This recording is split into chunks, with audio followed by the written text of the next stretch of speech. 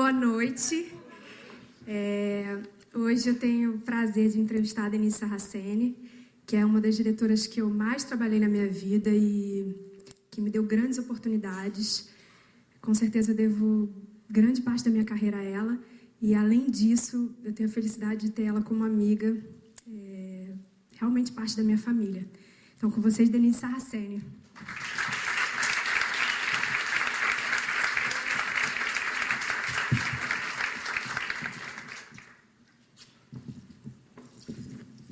De conhecer desde a barriga é um problema, né? Não, ela gravou uma cena da minha mãe fazendo um parto e eu estava na barriga dela. Exatamente. Então, temos histórias. Vamos rir muito aqui hoje. É bom que a gente fique à vontade, né? Porque... Denise, então vamos começar, né? Muito obrigada, antes de mais nada, por estar aqui com vocês. É sempre gostoso, assim, encontrar gente que esteja a fim de ouvir, né?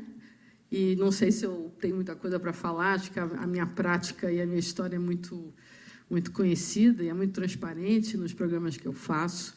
Mas, de qualquer maneira, estar aqui com Leandrinha é sempre gostoso e tenho certeza que a gente vai trocar um papo gostoso aqui com vocês. Eu estou feliz. Então, você é sobrinha, né, do Paulo César Sarraceni, e eu queria saber, que é um grande diretor de cinema que eu também trabalhei, e eu queria saber de você como foi assim, a sua formação familiar, se isso te inspirou a seguir a profissão. Isso praticamente me proibiu seguir a profissão. Estou brincando, não. É que era duro, né? Como ainda é duro fazer cinema no Brasil. E o cinema novo... com os desafios que tinha na época, eu me lembro muito bem, era muito pequena. O Paulo era um diretor extremamente criativo, estimulante, claro que tem total influência na carreira não só minha, como dos meus irmãos. Meu irmão é diretor, é maestro, minha irmã é artista plástica, e a figura do meu pai, que foi, na verdade, o produtor, e não só do Paulo, como ele era quase que o advogado, o cara que conseguia o bom senso e de reunir todos aqueles diretores em conflito, que tinha muito, falta de dinheiro, etc. e tal. Então, era muito conflituoso para mim crescer num ambiente de muito sofrimento para realizar a sua arte. O Brasil sempre foi um pouco, no meu olhar de criança, assim, eu não achava aquilo justo. Eu achava que as pessoas tinham que ter melhores condições para criar e para, enfim, realizar os seus sonhos, enfim, as suas artes em geral. E talvez isso tenha realmente me levado para a televisão. Eu acho que uma vez eu li um livro de arte, até artes plásticas, dizendo que todo artista ou todo produtor cultural, na verdade, ele trabalha com a tecnologia de seu tempo. E a televisão foi a tecnologia da minha geração, né? Então, eu acho que eu tive sorte de estar na hora certa, no lugar certo. O que não me impede de fazer cinema, de achar incrível o cinema, mas a limitação e o sofrimento, acho que eu estou aqui falando uma coisa muito particular, mas não sei se vocês têm uma vivência com equipes, com profissionais da área artística, qualquer que seja ela, é sempre muito difícil. Então, é muito difícil crescer com essas dificuldades, como você, por exemplo, é filha de uma atriz, né? Enfim, eu acho que a televisão surgiu como um produtor e veio no Brasil com uma força de comunicação plena, né, com uma classe social que não tinha cultura. Aliás, cultura de massa é a nossa TV hoje, ela é a mais importante veículo de cultura de massa do país. Então, acho que o cinema sempre teve em mim, mas na minha expressão da tecnologia da minha geração. E como que foi esse estar no lugar certo, na hora certa? Por onde você entrou na TV? Como é que você começou? Isso foi muito engraçado, porque isso começou, primeiro assistindo, né? Sendo uma uma fã inveterada das novelas que se faziam naquela época. Fã de Eva Vilma, fã de novelas, né, que até fizemos vários remakes depois, fã de Araci, né, que fazia lá Nino Italianinho. Então, eu era uma pessoa muito ligada na televisão, porque aquilo me instigava de alguma maneira, como é que se fazia aquilo, né? Então, eu sempre fui muito atenta a isso. Isso começou, a aproximação mais efetiva, numa praia de Arraial do Cabo, tocando violão, tomando cerveja, com Maria Carmen Barbosa, que hoje é autora de programas. Enfim, ela estava começando a produzir para o Daniel Filho, na TV, já tinha alguns programas. E eu comecei de enxerido, eu tinha acabado de fazer um filme com o Paulo César, o Anchieta, estava na faculdade de comunicação, e comecei a falar, poxa, Maria Carmen, eu amo televisão, puxa vida, tal, não sei o quê. E a gente era parceira de fazer canções lá na praia, em Arraial do Cabo. E um dia ela falou, o Daniel vai começar um programa novo, vamos lá? Aí eu falei, pô, vamos, né? Sei lá. Aí eu, por acaso, morava em Ipanema, eles estavam gravando num barzinho ali perto da minha casa. E eu cheguei na porta, bati no barzinho, aquela uma produção ainda pequena, poucos carros, poucas produções, pouca marca, né, de Globo, essas coisas. Aí eu, oi, Maria Carmen, tudo bem? Sou eu. Ah, você veio aqui, vim. Posso falar com o Daniel? O Daniel Filho? Hoje? Ele falou, pode falar com ele. Aí eu, metida, ela me apresentou, esse é o Daniel, o diretor. Eu falei, olha, Daniel, o negócio é o seguinte, eu queria um dia fazer televisão. Posso participar da sua equipe e tal? Ele olhou para a minha cara assim e falou, pode, um dia, quem sabe, né? E tchau, vou gravar, né? E foi gravar. Curiosamente, passou um tempo. Aí começou uma outra série, era Malu Mulher na época. E, de novo, Maria Carmen. Aí ela já era chefe, ela era produtora do programa mesmo, cabeça do programa. E montou a sua equipe e me chamou para ser assistente de produção. Assistente de produção. E assim eu comecei na TV Globo como assistente de produção num programa Alô Mulher, dirigida por Daniel Filho. Então, foi assim. E a transição para dirigir? Você queria dirigir? Ou você queria fazer TV? Eu queria fazer TV. E acho que, por influência também dessa coisa do meu pai, dos filmes que eu tinha participado, eu acho que a produção era uma coisa que me encantava muito, né? A possibilidade de fazer a coisa acontecer, né? De uma maneira criativa, sempre me chamou muita atenção. Mas eu acho que hoje em dia, pensando um pouco, eu acho que foi uma opção muito intuitiva, mas eu acho que muito certa, porque como eu era mulher, e a televisão era um universo muito masculino, eu achei que, para eu conseguir alcançar a direção, eu tinha que me formar muito bem ali dentro. Eu tinha que conhecer todos os aspectos da produção, ou seja, de como botar um programa no ar. E o assistente de direção, às vezes, não naquela época, então, não participava mesmo ficava muito no set, muito ligado ao diretor. E o produtor, na verdade, desde assistente, estava coladinho ali, levando cafezinho, levando água e tal. Então, a gente estava muito próximo de todo o processo, até a sonorização, até o programa ir para o ar. Então, acho que, intuitivamente, eu acho que eu queria isso, saber tudinho, conhecer tudo, para ninguém passar a perna, sabe? E você, com a Vancini, você trabalhou como produção ou como assistente? Produção. Logo depois dessa fase do Malu, que eu era assistente, logo depois, a própria Maria Carmen, no segundo ou terceiro ano de Malu Mulher, já me promoveu, porque ela passou para a área da criação. E, dali, quando acabou o Malu, a gente foi para um programa com a Vancini. A Vancini estava voltando, chegando lá, tinha feito algumas experiências fora da Globo e estava voltando. E eu conheci na usina, isso tudo estou falando da usina, né? Porque Jardim Botânico era uma coisa ainda muito distante para mim. Eu só fui chegar no Jardim Botânico depois de ir para São Paulo com a Vancini. Eu fiquei com a Vancini um bom tempo fazendo produção. E o que eu posso falar do Vancini assim, foi o cara que me instigava muito e tinha uma identificação muito grande com ele, não com o Daniel também, mas com a Vancini muito, porque ele não fazia nada que não tivesse uma profunda raiz brasileira, né? O Vancini era um cara muito inquieto com essa coisa de fazer uma televisão brasileira para os brasileiros, né? E nisso a gente se identificou muito. Tanto... Essa é uma característica forte do teu trabalho, né? Assim. Muito forte no meu trabalho. E a gente trocou muito nisso. Eu mesmo, como assistente de produção, na época, coordenador de produção, não sei que título mais ou menos tinha, porque cada hora muda, mas eu era assim, a gente foi fazer Morte e Vida Severina, quando ele me chamou, ele nem olhava na minha cara, mas, enfim, eu cheguei com a primeira edição do Morte e Vida Severina, de uma amiga minha que tinha me emprestado, falou, vai lá, fazer bonito com ele, não sei o quê.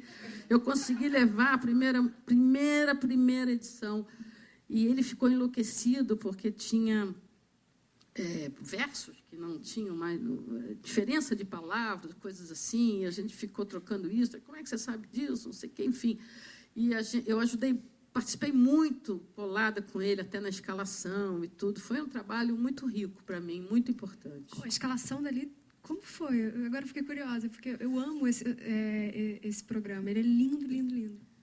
Eu acho que sim, o negócio está na hora certa. Elba, era muito difícil escalar. E Elba e Tânia estavam começando, assim, né, trazendo um registro novo de brasilidade, assim, naquele momento. Então, ele estava procurando as cantoras, quem seria atrizes que cantassem, mas não queria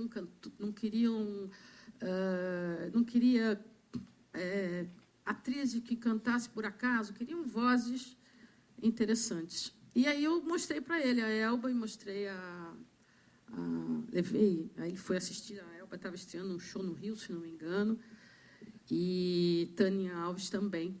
Acho que era Cordão Encarnado, exatamente. E ele ficou louco com elas, e, enfim, foi uma loucura levá-las lá para o meio do Nordeste, da Caatinga, com show pelo Brasil inteiro, mas, enfim, deu certo. E como é que foi a sua transição da produção para a direção? Você fez uma escolha, falou assim, não, então agora eu quero ir para a direção? Foi com a Vancini também. Quando eu fui para São Paulo, já tinha 9 anos de profissão dentro da televisão, chegou uma hora que eu falei para ele, Vancini, aliás, foi ele que me deu a primeira cena, a primeira câmera para dirigir lá mesmo no Morte e Vida Severina. Me lembro bem que ele falou assim, mas não é para você sair por aí com uma câmera na mão e uma ideia na cabeça, não. Tem que estudar, tem que saber, tem que batalhar, não vai gastar o dinheiro aí da produção à toa e tal. Não era bem assim, mas, enfim. Eu fui fazer uma parte documental para ele lá de uma sequência. E depois, em São Paulo, a gente já tinha feito muita coisa junto, e eu já estava assim, poxa, já tinha chegado a trabalhar com o Vancini, já era o máximo na área de produção que eu conhecia até então. E aí eu já queria passar para a área artística. Sentia que eu já estava preparada para isso, e fui conversar com ele, e ele falou, de jeito nenhum, você nunca vai dirigir, aquelas coisas, quem conhece o Vancini sabe como ele gostava de desafiar a gente, né?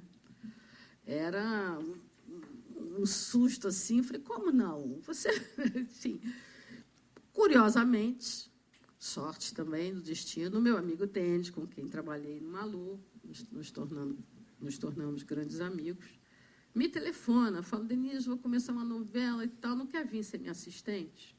Eu falei, não acredito, é tudo que eu quero, só que, como é que eu vou largar 10 anos de produtora, Denis, e voltar a ser assistente de direção? Eu tenho que organizar minha cabeça também. Não, aliás, ele me chamou para produzir, exatamente. Eu falei, Denis, produzir eu não quero mais, posso ser sua assistente? Aí ele falou, agora, vem e tal. Aí eu falei, caramba, agora eu já ganhava bem, tarará, tive que fazer uma opção meio complicada. Mas fiz, cheguei aqui, passei a ganhar menos, mas, enfim, fui fazer o que eu queria. E ali foi ótimo, porque aí eu conheci várias, dei muita sorte, porque o Daniel, de novo, abriu um novo programa com diretores convidados de cinema e de teatro. E ele queria um assistente, uma pessoa que tivesse experiência, para eles não se... Né, muitas vezes tropeçam no caminho. Né? Então, eu fui indicada para ser assistente dessas feras, Paulo José, né, Adhemar Guerra, pessoas fundamentais nesse olhar agora como diretora. Né? Foram incríveis, nossa, fundamentais. E nessa época existiam muitas diretoras ou não? Porque a Denise tem uma coisa que eu acho linda, assim, ela é a primeira diretora de núcleo mulher, né, da televisão. E como é que foi isso? Assim, teve alguma dificuldade? Tem alguma dificuldade nisso por ser mulher ou não? Olha, eu acho que tem escolhas, né? Você, quando escolhe um serviço desse, que é um serviço, né? Você escolhe um caminho difícil, porque realmente a TV era uma coisa, por exemplo, o Jardim Botânico, eu falo assim, distante, né? Era a fábrica, né? Ali era um processo truculento, né? Pesado. Já na usina, que o núcleo que o Daniel dirigia era um núcleo experimental, né? Com responsabilidade de fazer isso do Ibope, essa coisa sempre existiu, não é novidade nenhuma, mas, de qualquer maneira, era um laboratório. Né? Então, eu caí, acho que, no lugar certo para chegar depois na indústria. Né? É um pouco o processo que eu acho que o ator, enfim, qualquer artista, deve mergulhar, né? No experimental, na relação, né? na descoberta de conhecimento de gente, né? Porque a gente trabalha com gente, então a gente tem que gostar de gente. Né? Então, quanto mais gente você conhecer, quanto maiores estilos você encontrar, diferentes estilos, diferentes temperamentos, diferentes qualidades artísticas, olhar, enfim.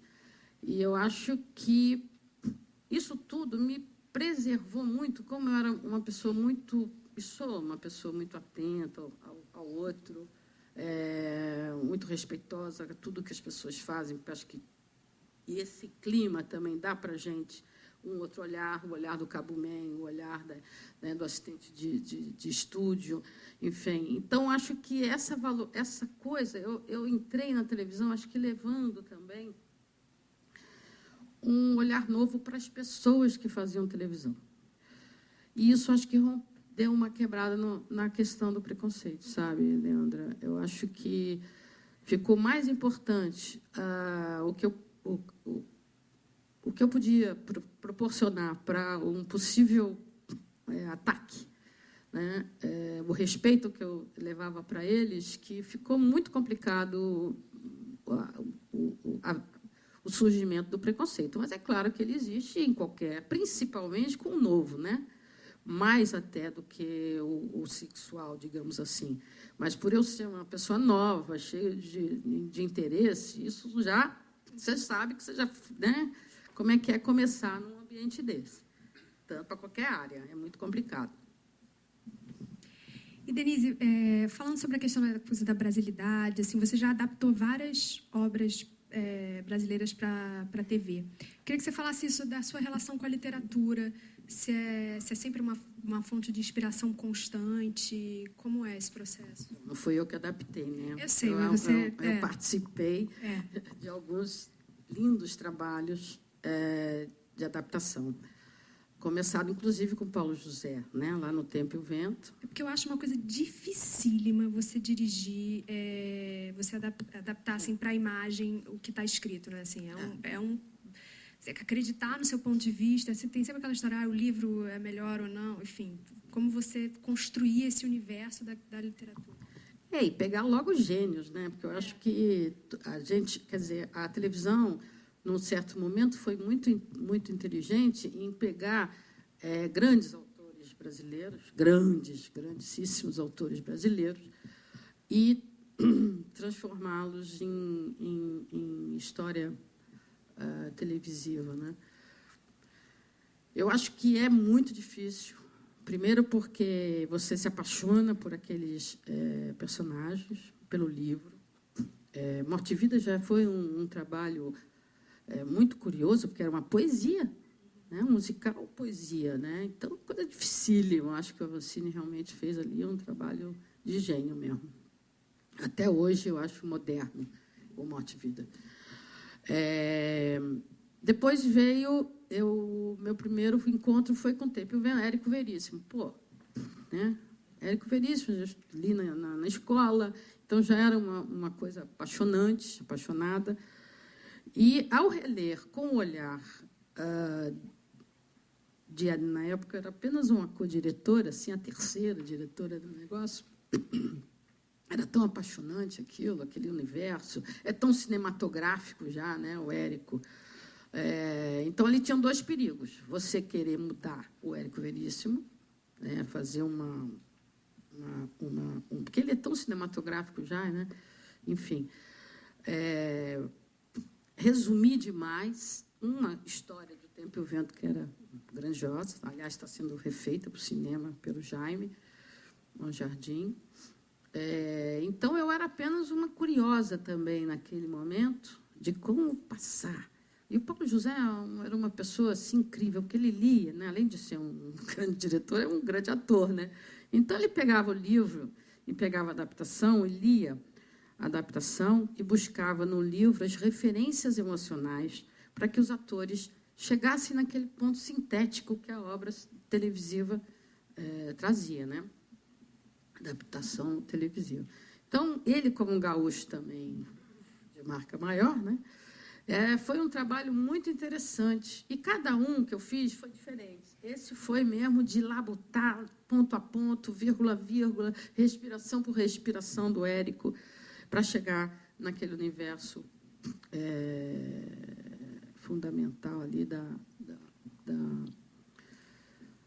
da literatura dele. Depois veio Desejo, que foi uma obra, não foi adaptação, quer dizer, foi adaptação de um livro até também inspirada no livro, Glória Pérez, mas que fez ali um roteiro muito forte. E ali a gente teve uma obra, uma adaptação mais importante do que o livro, né? Assim, o resultado. Né?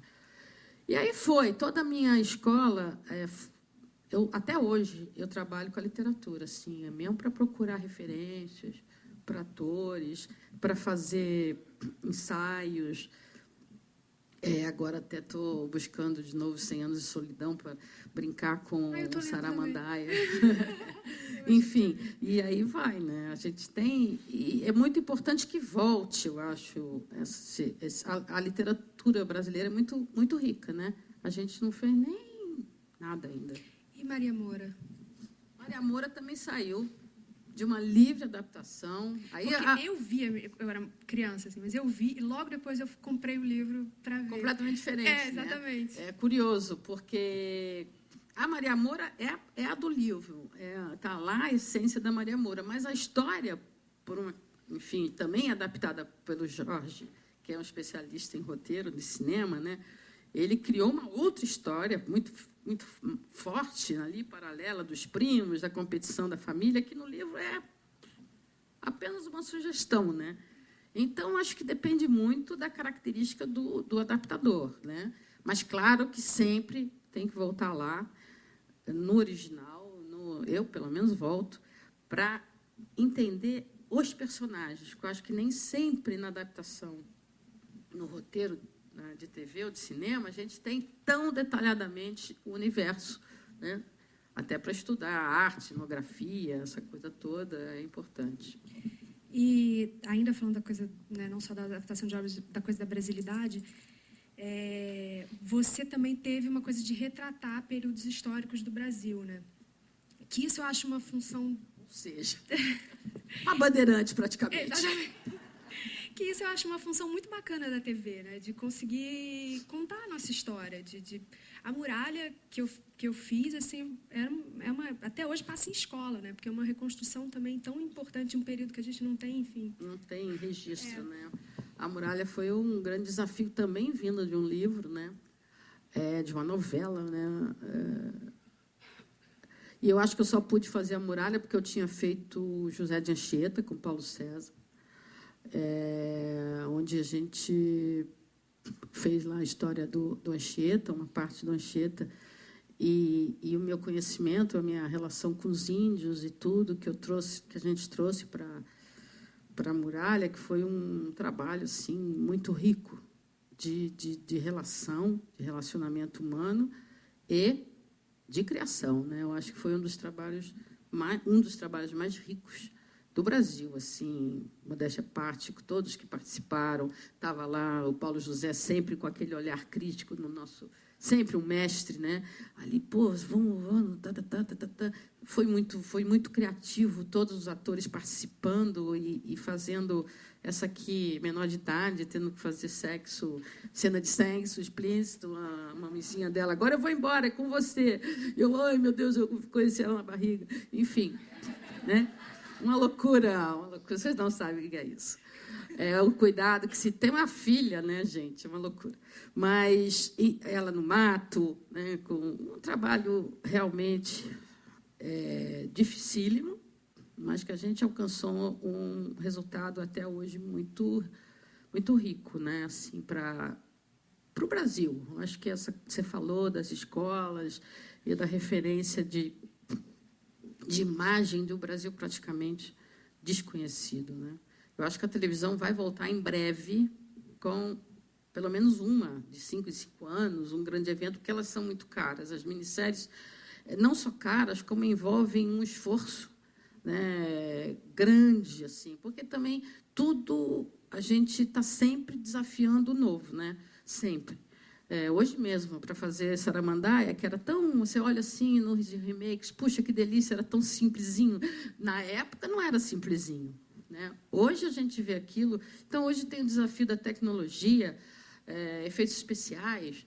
Puxa, como conciliar o universo mágico com a dramaturgia, com a verdade emocional dos personagens. Então, tudo é sempre um desafio. E Muralha foi uma escola para a gente, onde consegui reunir um elenco extraordinário, onde tinha uma Maria Adelaide absolutamente inspirada, e um João Emanuel ali começando. Aliás, esse é um dos meus talentos, por que não dizer, dar respaldo às pessoas novas que estão começando a escrever. Isso é muito legal. Agora, cheia de charme também, né? Cheia de charme, com o Felipe, com quem eu tive um projeto há muito tempo atrás, era uma adaptação de Shakespeare para a televisão, lá na Casa do Wilker, nunca me esqueço, me chamaram, era um projeto tão bonito que nunca saiu, mas lá eu conheci o texto, a adaptação do Felipe,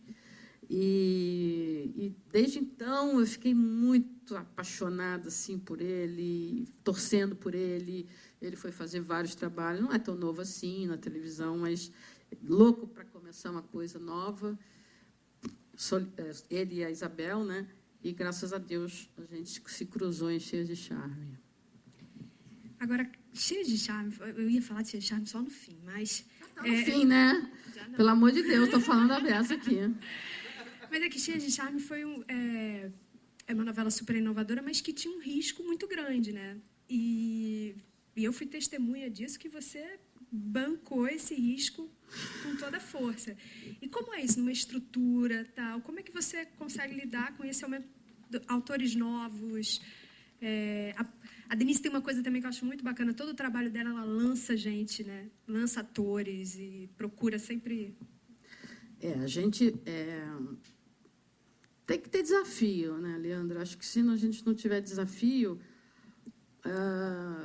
difícil assim andar para frente, né? Acho que, enfim, eu procuro mesmo desafio se não tiver um evento e tal.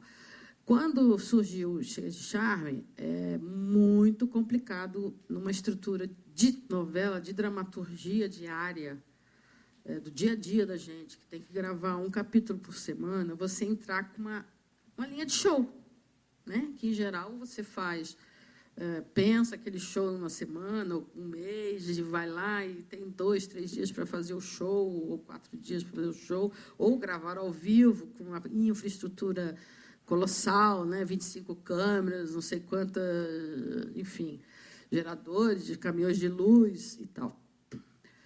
Então, era um desafio técnico, né, de produção, mas também era um desafio dramatúrgico, né, muito sério, porque sempre a gente ouviu falar, curioso isso, sempre na televisão, quando se tentou juntar música com novela, nunca tinha dado certo. E as primeiras reuniões que a gente teve, eu me lembro que falaram, pô, mas não vai dar certo. Eu falei, como não vai dar certo, gente? Não se começa nada falando que não vai dar certo, né? A gente vai descobrir um jeito disso dar certo. E há muito tempo eu queria experimentar isso. Eu tentei em algumas novelas, mas não tinha conseguido. E agora tinha ali, estava escrito, né? E Felipe e Isabel deram uma carpintaria assim, tão sensacional, tão nova, tão ágil, tão alegre, que a música ela não vinha ali para pontuar uma emoção ou para encher linguiça, às vezes, né, que a gente tem aqueles capítulos, né, vamos botar a música aí para ver se resolve a nossa parada, né? Então, não vinha para substituir a dramaturgia, ela estava dentro da dramaturgia.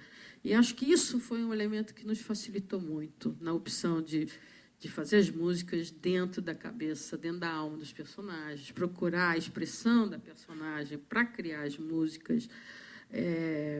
Vocês se dedicaram incrivelmente, uma coisa dificílima, porque era cantar, ensaiar, dançar, era uma loucura. Mas a gente conseguiu estruturar um jeito ali com a produção, que a gente praticamente gravava ao vivo, dois dias na semana, era show, né? Aí o nosso querido amigo gostou, né, Felipe? Isabel também, a Globo também, então era show todo dia. Então, foi... Só agora a gente sabe o que a gente passou, mas foi muito rico. Eu acho que isso trouxe um público novo para a televisão. Junto à internet também, né? Acho que foi... a coisa da internet, inserir a internet, que é totalmente também tem muito a ver com música, muito a ver com descoberta de talentos, né? Muito a ver com expressão de talentos. Então, foi um achado, realmente, foi um grande momento do nosso trabalho. Denise, e o seu núcleo, ele tem uma coisa que eu amo trabalhar com você, e acho que isso é uma opinião de todo mundo, assim, que ele tem uma estrutura de pessoas muito amigas, né? Você costuma manter os profissionais que você os cabeças, né, assim, que você trabalha. E acho, já trabalhei com outros núcleos que tem uma rotatividade muito maior, né? E por que você faz isso? Você tem parceiros assim que você fala, não, a fotografia é esse? Como é que você... A gente, quando entra em desafios, quando você vai para a guerra, você tem que confiar em alguns braços ali importantes. E, praticamente,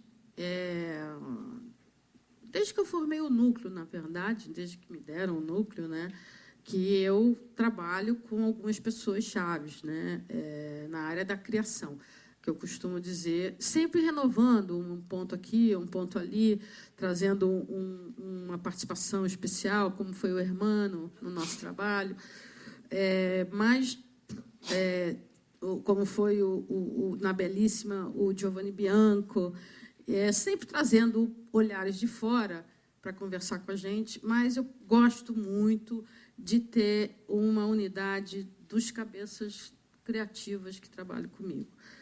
Arte, figurino, direção de cenografia e luz, e diretores, né? Graças a Deus, eu tenho alguns diretores e assistentes de direção que hoje são diretores, que trabalham comigo há muito tempo. Então, a gente já desenvolveu um pensamento, uma agilidade, uma troca e uma dedicação muito especial.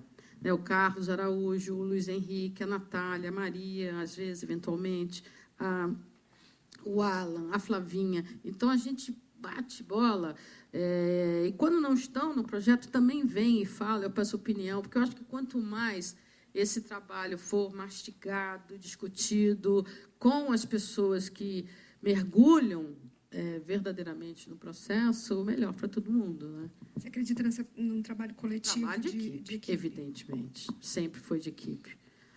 Claro que quando o núcleo não era meu, quando eu trabalhei com o Manga, né, que foi uma grande figura importantíssima no meu trabalho, ele trouxe pessoas que eu nunca tinha visto antes, né, de fora do cinema. Trabalhei com a Eurica, trabalhei com um monte de gente diferente. Foi muito rico também. E daí que eu fui conhecendo outras pessoas e hoje muitas estão comigo. E eu acho que o próprio diretor de fotografia eu conheci lá com o Manga, que é o Amadeu, né? Amei. Enfim, eu gosto muito de trabalhar com essas pessoas, mas sempre, todos eles sabem, abrindo para o diálogo com gente de fora, muitas vezes. E falar um pouco do trabalho de ator, assim, como você...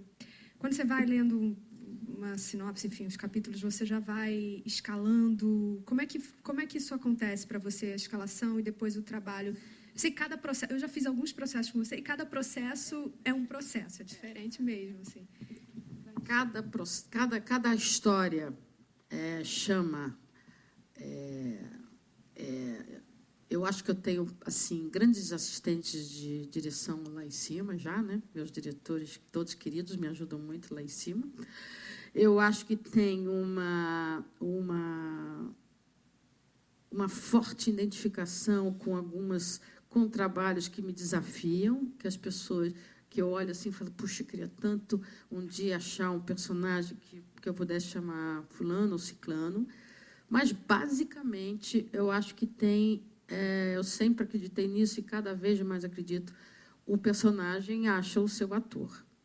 Então, ou através da minha boca, ou através da boca de alguém que está passando por aqui, falou, olha, fulano de tal te ligou. Eu falo, opa! Então, tem uma mágica aí, claro que tem também, quando você não tem jeito, que isso está demorando, aí você procura pela técnica, evidentemente, na sua capacidade, no seu conhecimento das pessoas que você tem ali, como que nem sempre a gente tem as pessoas disponíveis, né? A gente quer fulano de tal, mas fulano de tal está ocupadíssimo, né? Bom, e aí? Não vou fazer o programa porque fulano de tal não pode. Não é bem assim, a gente tem que fazer. Então, por isso que, muitas vezes, eu abro muitos caminhos para atores novos. Porque eu detesto ficar na mão numa hora que não tem mais ninguém. Eu falo, não, tem, sempre tem, a gente vai encontrar. E, realmente, aí a gente abre os testes. E, enfim, te uso muito até para me ajudar a descobrir pessoas, a fazer testes para mim, que eu acho que um ator que contracene sempre ajuda, um ator inexperiente, que aí vale a empatia, vale o olhar, vale a troca, mais do que o teste propriamente dito. Então, eu acho que a escalação é muito peculiar, eu acho que gostoso, eu gosto muito de escalar, sofro muito, é um processo muito sofrido, mas muitas vezes muito feliz. Eu graças a Deus, não posso reclamar, não. Você é muito cuidadosa, né? Sempre, a gente, quando ela decide, aí vamos fazer teste, aí faz teste de imagem, aí faz... Tem trabalho, né? Eu acho que tem que trabalhar, gente, não tem jeito. O risco minimiza. Né? Eu acho que, por exemplo, dirigir um ator, você perguntou, né, dessa coisa do ator, eu acho que o mais importante no processo de uma indústria, num estúdio onde você tem 150 pessoas te perguntando 150 coisas, no mínimo, né? Qual é a relação que o diretor pode ter com o ator? Ter certeza que ele pode arriscar coisas que ele tem para arriscar. Que vai ter um diretor ali que vai ajudá-lo, que vai botar uma rede de salvamento ali, se ele se esbodegar lá embaixo, porque a gente se desbodega junto.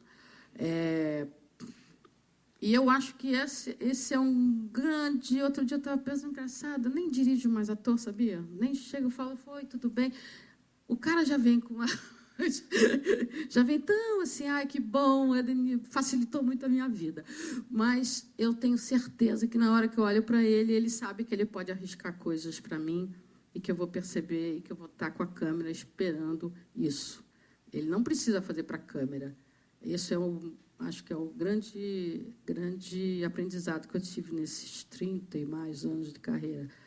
Não me mostre nada, deixa que a gente descobre.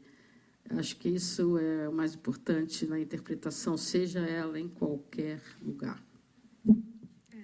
Mas você pode dirigir meus estúdios, tá? Não, eu dirijo, eu estou nos estúdios. Mas eu não preciso ficar falando, pô, olha para cá, fala assim, porque a gente já tem tanta intimidade que eu acho que e tanto trabalho antes, né, que ali na hora é criar um ambiente que você possa realizar tudo aquilo que foi estudado e trabalhado e brincado, poder brincar, né? É isso aí. E quando você está criando, né, um projeto, além de livro, o que você pega de inspiração? O que você... Porque tem gente que fala, eu vou muito para artes plásticas, eu vou muito... A literatura, muito. Artes plásticas, muito. Às vezes, espaços vazios, a gente só conhece... O olhar, acho que artes plásticas, eu gosto muito mais dos espaços vazios do que dos espaços cheios de textos e, enfim, eu acho que a obra de arte tem isso, né? Dá para a gente um silêncio, né? Você ficar buscando e tentando encontrar ali naquela expressão daquele ator uma cor, um sentimento, um vazio, né? É bom ter vazios na interpretação, acho muito legal. Rico para preencher, né? Não sei se todos aqui são atores e querem ser atores, mas a obra de arte te desafia, né? Eu acho muito legal. O cinema, óbvio, e a música também, né? Eu acho que a música, no nosso caso... Não, mas você tem muita coisa musical mesmo, assim. Sempre trabalho, você sempre traz... Trago, sempre. Principalmente nos ensaios, né? Eu trabalho nos ensaios muito com música, exatamente por isso, porque a música... te dá expressões, né? Te dá sentimentos, e você não tem aquela obrigatoriedade da palavra, que a palavra muitas vezes já está dita, né? Você vai lá, decora o texto e tem que dizer aquilo. Mas o mais importante para mim no pré-trabalho, na pré-produção, digamos assim, na pré-criação do personagem, é buscar primeiro essa concentração, esse foco do ator, né? Que a música dá muito, né? Eu acho que aquela concentração zona assim de você buscar o teu eixo, o teu silêncio, né? Vou falar sempre muito disso. O seu mergulho interno, que não precisa contar para mim, não precisa contar para ninguém, é teu, é o processo de cada um. E aí eu vou trazendo músicas que eu acho que identifica. Na Passione foi muito interessante, que a gente fez muito isso. E a expressão corporal também, que eu gosto muito de trabalhar com o corpo. Claro que eu não sei fazer esse trabalho, mas eu sempre chamo alguém que saiba para poder exercitar com o ator esse trabalho de respiração e relaxamento através da música. E tem alguma obra que você ainda queira adaptar? Algum livro, alguma coisa? Tem muita coisa boa, né? Tem muita coisa que eu gostaria de adaptar. Um período do Brasil histórico eu acho que a gente pode investigar muito. Eu acho que tem muita vontade de fazer América Latina. Muita. Autores latinos da América. Não é por causa do Papa, não. Mas eu já tenho essa proposta. Eu acho que a gente tem ali... inclusive, o próprio Dias Gomes, né, tem essa familiaridade com esse universo, essa riqueza imagética do povo latino-americano. Gostaria de fazer Nelson de novo. Nelson, acho que é um autor que gostaria de passar para a nova geração, assim, passar não, porque eu não vou passar nada, mas, enfim, trabalhar com novas leituras, novas visões do Nelson. E de muitas autoras que eu amo, assim, Clarice, sempre foi uma grande paixão, um grande desejo de fazer. É difícil de adaptar, né? Muito difícil, muito difícil. Acho que a Clarice é uma obra mais para cinema, né? Mais cinematográfica. Embora muita coisa já foi feita legal. Eu acho, sei lá, muita coisa.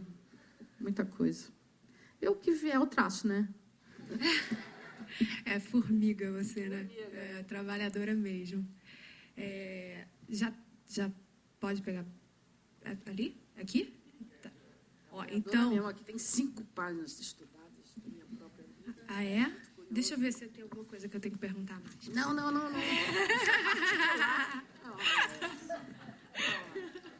Você quer falar mais? É o silêncio, não é o seu. Tá bom. Você que tem mais alguma coisa que você queira? Quero dizer que eu te amo. Eu também te amo, Didi. Mas a gente tem perguntas enviadas pela internet. Internet. Cláudia Teixeira, produtora. Deixa eu só falar uma coisinha, que talvez é assim. Não existe nada disso que eu estou falando, assim. Eu acho que o meu diferencial e o meu foco, eu acho que isso que é mais, para mim, até hoje, o mais importante nisso tudo é o ator, realmente. Eu acho que é o close, tudo que envolve o bem-estar do ator em cena. É muito, muito difícil a gente conseguir isso numa indústria tão barulhenta e tão necessariamente barulhenta, tão rápida. Então, eu acho que, para quem quer seguir esse caminho, é muito importante saber que ele precisa de um foco absoluto na carreira, porque é muito complicado, é muito difícil. E talvez por isso é ele o resultado final de tudo isso que a gente está falando aqui. Quer dizer, da cenografia, do figurino, da concepção do diretor, da maquiagem, da caracterização. Se o cara não tiver absolutamente envolvido com aquilo, alguma coisa ruim vai ficar no meu programa, mas vai passar. Mas, sinceramente, isso vai ser ruim a pouca dedicação que se deu na história de cada um de vocês. Então, acho que o foco, o trabalho, o máximo de pesquisa possível dentro de um personagem é fundamental. Depende se vai fazer sucesso, se não vai. Claro que o resultado tarda, mas não falha.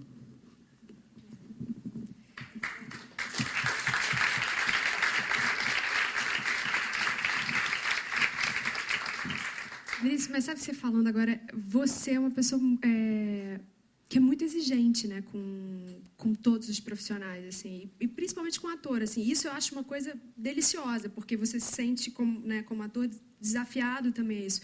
E eu lembrando assim dos seus trabalhos, tem grandes trabalhos de grandes atores, né? Assim, você vê a Glorinha, quantos trabalhos incríveis ela fez com você.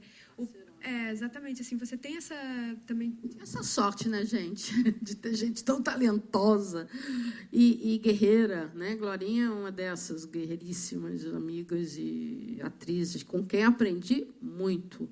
A Glorinha, por exemplo, no Tempo e o Vento, meninazinha, mãezinha nova, né? Tinha nascido a Cléo, ela quis ir para lá, para o meio do mato, aconteceu. E de uma sensibilidade extrema, de uma dedicação extrema, de um foco total, embora sempre alegre, brincalhona. Então, foi impressionante eu conhecer com quem, na verdade, aprendi muito com essas pessoas todas, né? Quando você chega e chama, por exemplo, no Tarcísio Meira para fazer aquele anti-herói, Cafajeste da Muralha, voltando a esse exemplo, de certa maneira, não é fantasiar, né? Eu tenho que dar a ele total garantia de que o trabalho dele vai ser respeitado, né? Eu não posso tirar o cara de um patamar de ídolo nacional, é muito risco, né? A Glorinha, a mesma coisa, enfim, e tantas outras pessoas incríveis, trabalhos incríveis, generosérrimas, enfim.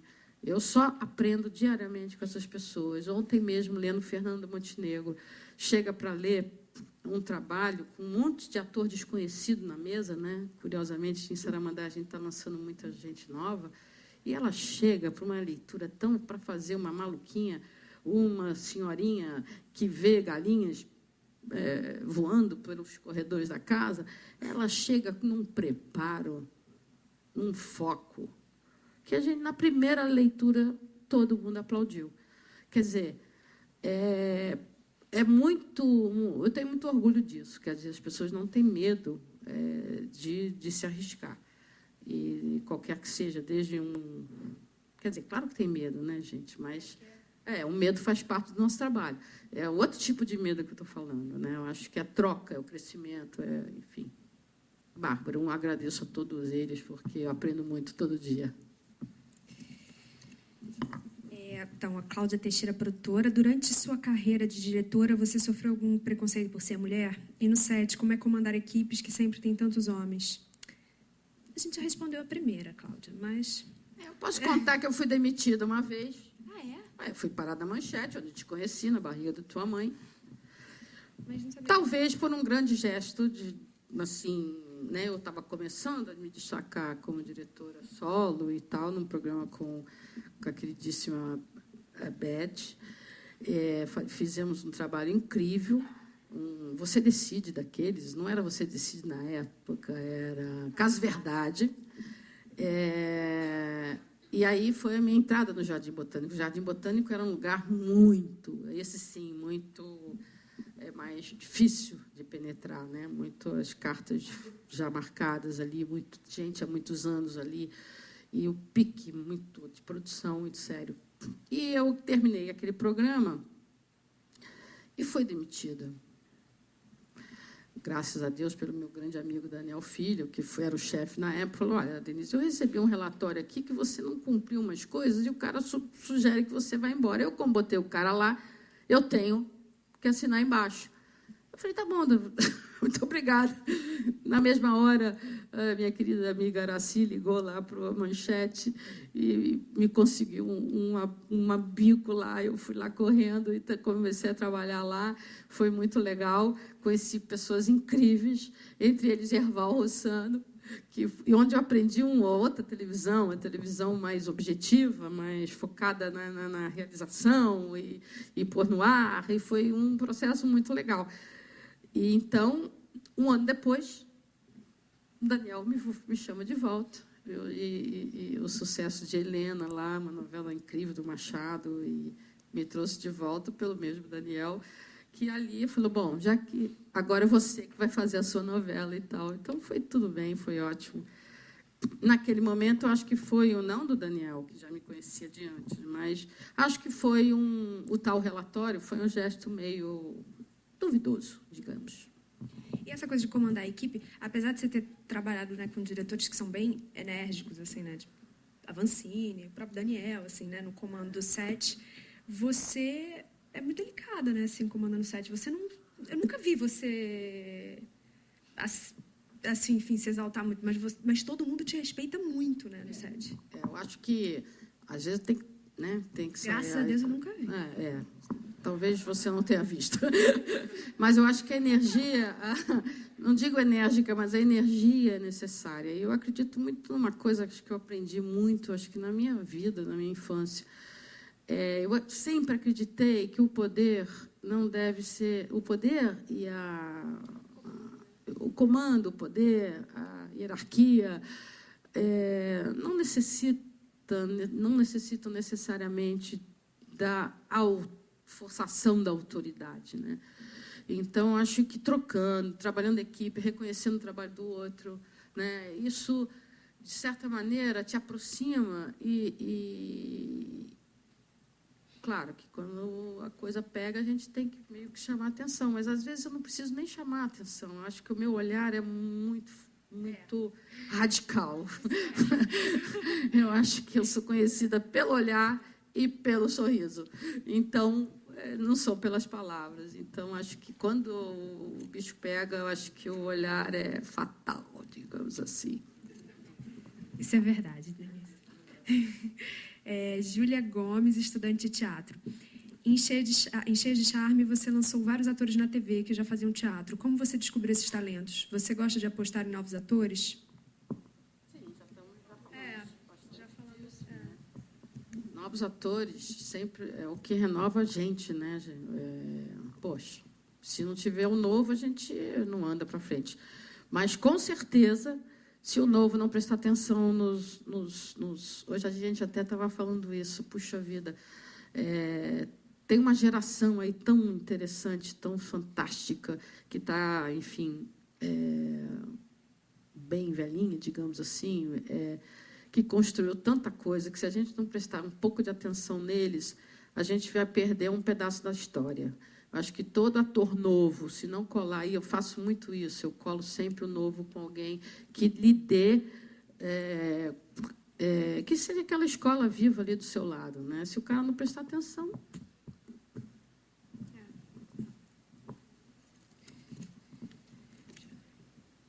Marina Lira, atriz. Cheia de Charme foi uma novela musical. Você acha que a TV tem... Charme é um sucesso até hoje, né? Só fala Cheia de Charme. Você acha que a TV tem espaço para mais novelas desse estilo? E você gostou de dirigir para um público mais jovem? Por que a novela foi um grande sucesso com as crianças? Mas uma coisa que, pensando junto sobre isso, assim, no início a gente não tinha essa visão de que a novela... Primeiro, eu achava que ia ser um sucesso, mas, enfim. Mas a gente não ficava assim achando que... que as crianças iam ter essa resposta tão imediata. Né? Eu acho que uma grande responsável por essa proximidade com a criança foram os figurinos da novela. Eu acho que aquelas bonequinhas, aquelas personagens tão bem delineadas assim pela Gogóia, e tão os acessórios do Guga, o colorido e a própria música, né? Eu acho que isso aproximou muito. E a internet, né, gente? No dia seguinte, estava até a garotadinha toda lá, direto, querendo ouvir, querendo ver o clipe.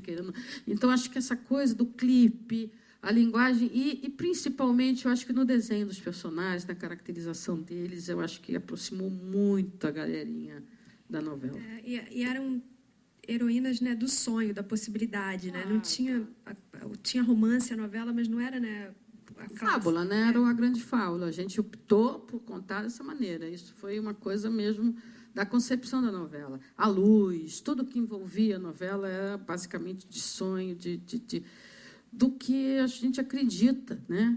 Que novela das 7, eu estava vindo de muitas novelas realistas, fortes, dramáticas, por que não dizer, pesadas, provocativas, com o Silvio de Abreu maravilhoso, né? Uma parceria com o Silvio assim, incrível, de profundidade, de assuntos, de temáticas, além do humor. E ali eu tinha a possibilidade de abrir isso, de criar um universo realmente leve, gostoso, delirante, e com personagens éticos. Eu acho que isso foi um acerto. Bom era bom mesmo, mal era mal mesmo, né? Isso o Felipe e a Isabel deram um show nisso. Falando do Silvio de Passione, uma coisa que a gente nem falou, a sua relação também com a cultura italiana, né? Porque você isso... Saraceni, né? Aliás, desde a minha formação básica de cinema e escola e tal, o cinema italiano sempre teve entre as minhas maiores, enfim, paixões. E Passione, a gente pôde explorar bastante, rever muito filme, foi tão legal. Músicas, toda a pré, né, foi muito, muito rica nisso, né? Reencontrar vários atores incríveis, foi muito legal. E foi um desafio grande também gravar na Itália, e no Rio, no Brasil, muita loucura. Mas foi muito bom. Acho que vilões pesados, né? Trágicos, numa novela bem trágica. Mas foi muito incrível, porque também tinha aquela palhaçada maravilhosamente rica, né? Da Irene, do Chico. Foi muito legal.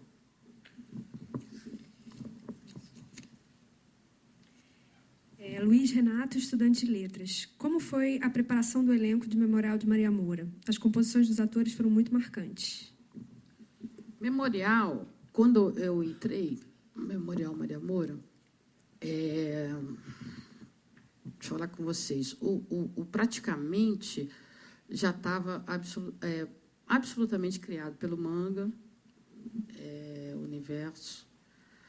o Maurinho Mendonça, que estava lá já antes, e Roberto Farias, que era o diretor-geral na época.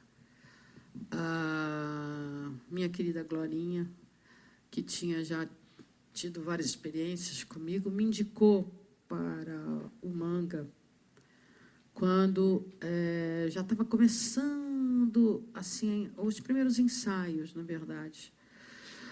E esses ensaios eram muito focados na coisa da terra, né? Era muito experimentalismo, assim, levar eles para a terra, os atores, para as fazendas, luta, arma, cavalo, né? Era uma preparação assim técnica grande para eles todos.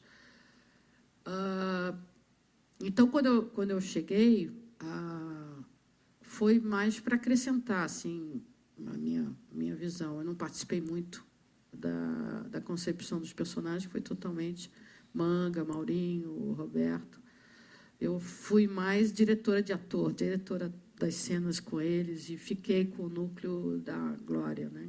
Da Maria Moura, enquanto Maurinho ficava com o núcleo dos primos maluquinhos lá do outro lado, os vilões da história.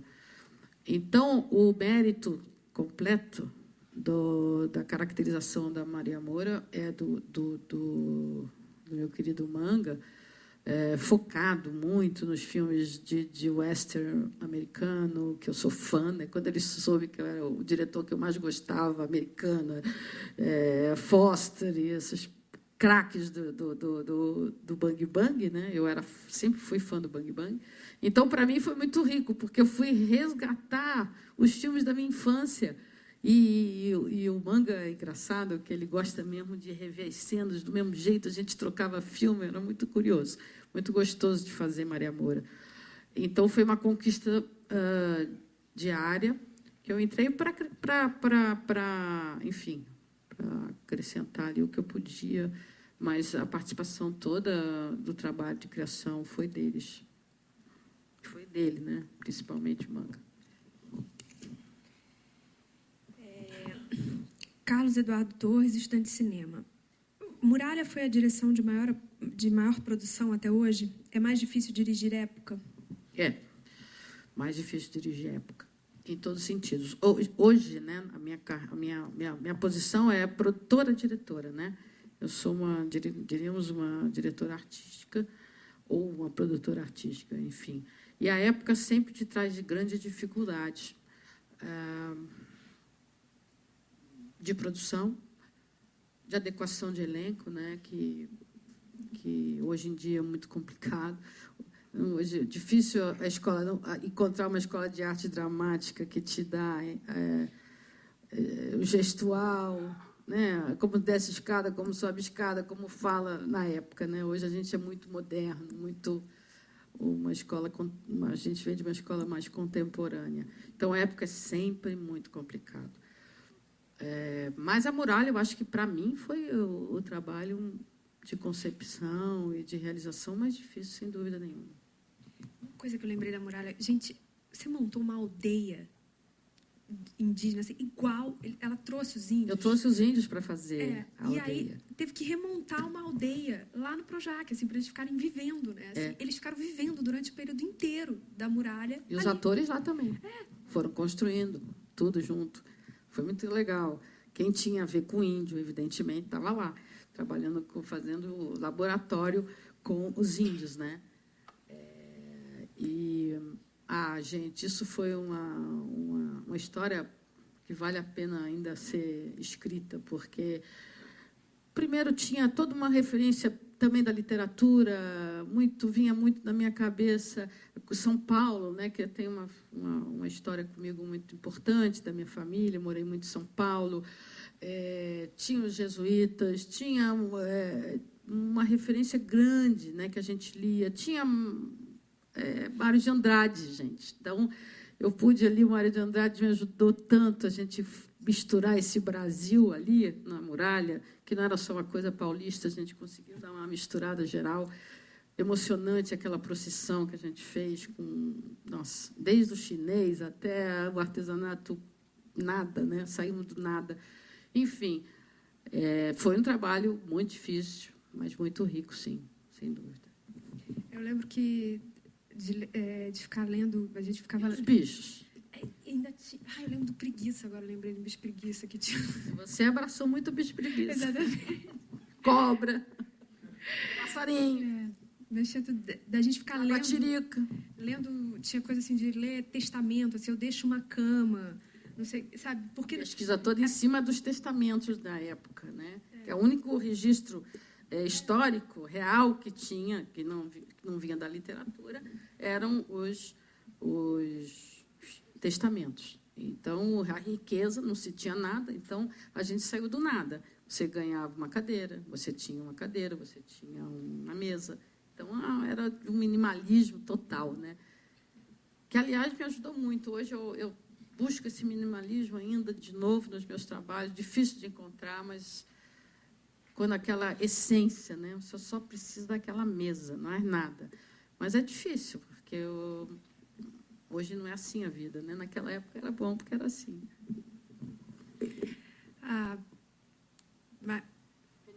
Finito? Eu queria agradecer a presença de todos, agradecer ao Marquinhos pelo convite e principalmente a Denise por ter vindo aqui. Ela está numa correria. Obrigada.